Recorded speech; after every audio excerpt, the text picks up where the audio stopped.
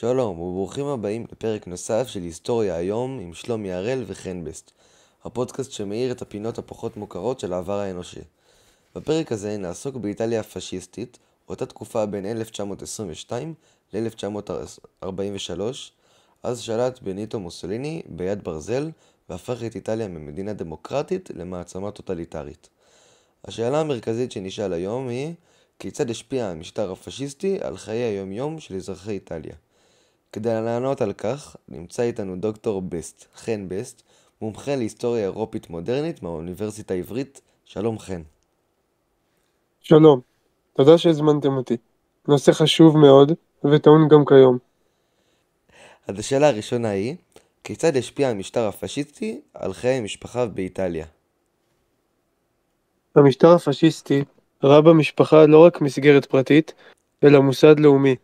מוסוליני הבין ששליטה באומה מחייבת שליטה גם על המבנים החברתיים הבסיסיים ביותר. לכן, המשטר התערב באופן פעיל בחיי המשפחות. למשל, עודדו ילודה בדרכים שונות.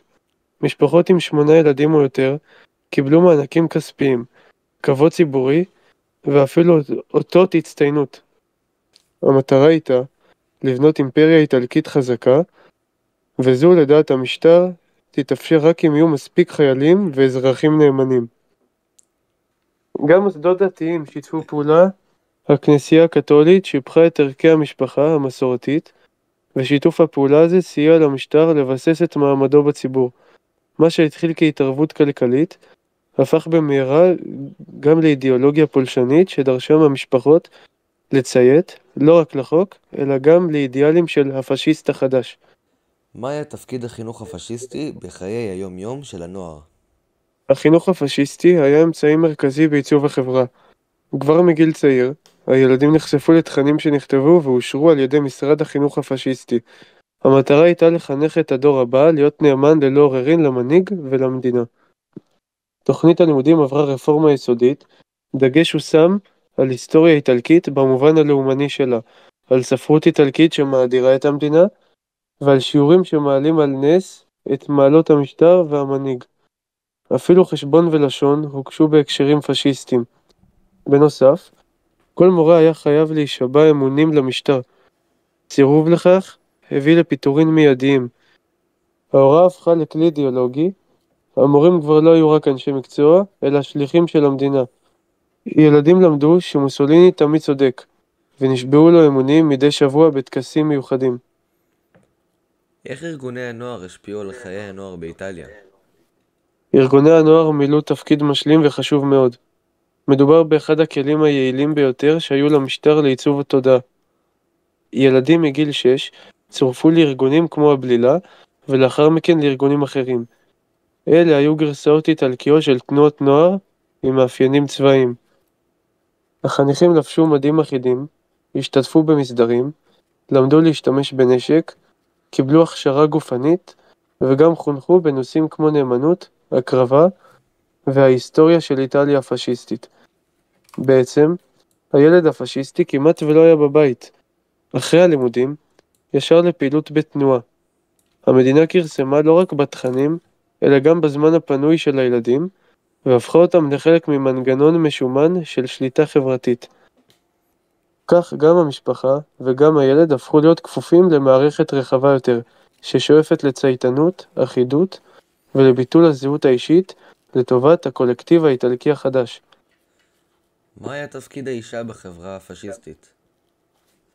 המשטר הפשיסטי חסר הקלאס בנה אידיאל של אישה חסרת קלאס שמקומה בבית, אמא, עקרת בית, מחנכת הדור הבא. נשים עבדו הרבה פחות, לא בגלל בחירה אישית, אלא משום שהמדינה הגבילה את אפשרויות ההשכלה והתעסוקה שלהן. ב-1933 נחקק חוק שמגביל את מספר הנשים שיכולות לעבוד בשירות הציבורי. ההצדקה לכך הייתה כפולה. מצד אחד עידוד ילודה, שיהיו בבית וילדו. מצד שני שמירת מקומות עבודה לגברים, בעיקר בתקופת המשבר הכלכלי. במקביל, נשים קיבלו תפקיד סמלי של מגינות התרבות, והן היו אמורות לטפח את ערכי המשפחה, הנאמנות והצניעות, אך בפועל הן הודו מהמרחב הציבורי, הפוליטי והאינטלקטואלי. הייתה כאן אידיאליזציה של האישה, אבל כזו שמחביאה כפייה. החברה הפשיסטית לא אפשרה לנשים לבחור באמת את מסלול חייהן. כיצד הכלכלה הפשיסטית השפיעה על חיי האזרחים? הפשיזם מתנגד לקפיטליזם חופשי ולסוציאליזם מהפכני. הוא ניסה ליצור דרך שלישית, מערכת שבה המדינה מפקחת על השוק ומתווכת בין העובדים למעסיקים. הוקמו גופים שבהם נציגי העובדים, מעסיקים ונציגי המשטר דנו בהחלטות כלכליות. אך בפועל, הכוח האמיתי היה תמיד בידי המדינה. שביתות נאסרו, איגודים עצמאיים פורקו, וכל עובד נדרש להצטרף לארגונים הפשיסטיים. התוצאה? העובדים איבדו זכויות, השכר נותר נמוך, ומרבית הרווחים הלכו לתעשיות ביטחוניות ולחברות שקשורות למשטר. בינתיים, האזרחים הרגילים, בעיקר מהמעמד הבינוני והנמוך, התמודדו עם עליית מחירים, מחסור, ותעמולה שטענה שהקורבן נדרש למען המדינה.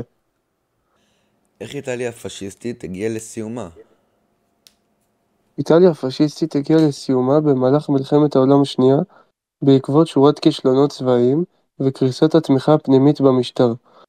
בשנת 1943, לאחר פלישת בעלות הברית לסיציליה והתקדמותם בצפון אפריקה, התמיכה במוסוליני התערערה באופן דרמטי. ביולי 1943, המועצה הפשיסטית הגדולה הצביעה אי אמון במוסוליני, והוא הודח מתפקידו ונעצר בהוראת המלך ויטוריו אמנואלה השלישי.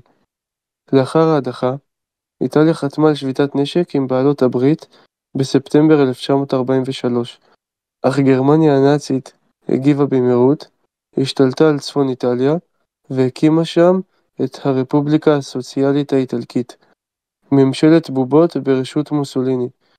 שלטון זה החזיק מעמד עד מרץ 1945. אז כוחות בעלות הברית שחררו את צפון איטליה, והפרטיזנים האיטלקיים לכדו את מוסוליני בזמן שניסה להימלט לשוויץ. הוא הוצא להורג ב-28 באפריל 1945, וגופתו נתלתה בפומבי במילאנו. סיום המלחמה הביא גם לסיום הפשיזם באיטליה. בשנת 1946, משאל עם הוביל לביטול המלוכה ולהפיכת איטליה לרפובליקה דמוקרטית. הפשיזם הוצא אל מחוץ לחוק, והמפלגות הפשיסטיות נאסרו. כך הסתיימה באופן סופי תקופת השלטון הפשיסטי באיטליה. לסיכום, מה למדנו? במשך יותר מ-20 שנה, אזרחי איטליה חיו תחת שלטון שמסגר כל תחום בחיים. המשפחה, בית הספר, הנוער, תפקיד המגזר ואפילו שוק העבודה. לא הייתה זו רק שליטה על המדינה, אלא חדירה שיטתית לחיים האישיים והאינטימיים ביותר. האידיאל הפשיסטי לא היה רק פוליטי, הוא היה חברתי כולל. והאזרחים הם היו אמורים להיות לא רק נאמנים, אלא גם זהים זה לזה. אבל ההיסטוריה מלמדת אותנו דבר חשוב. שליטה טוטלית אף פעם אינה מוחלטת. תמיד היו קולות מחאה, שקטים וגלויים, וגם אזרחים שבחרו להתנגד בדרכים קטנות. ולכן, השאלה שאנחנו נשארים איתה היא, כיצד אפשר לשמור על החירות האישית והחברתית שמנגנון המדינה מנסה לקבוע גם איך נחשוב. נרגיש ונחיה. תודה רבה לדוקטור חן בסט על השיחה המרתקת, ותודה לכם שהאזנתם. נשמח לשמוע מכם, שלחו לנו תגובות, מחשבות או שאלות לפרקים הבאים. זה ההיסטוריה, אני הייתי שלומי הראל, נתראה בפרק הבא. אז אני באמצע לערוך פה, תראה איזה זהב עשיתי. החברתית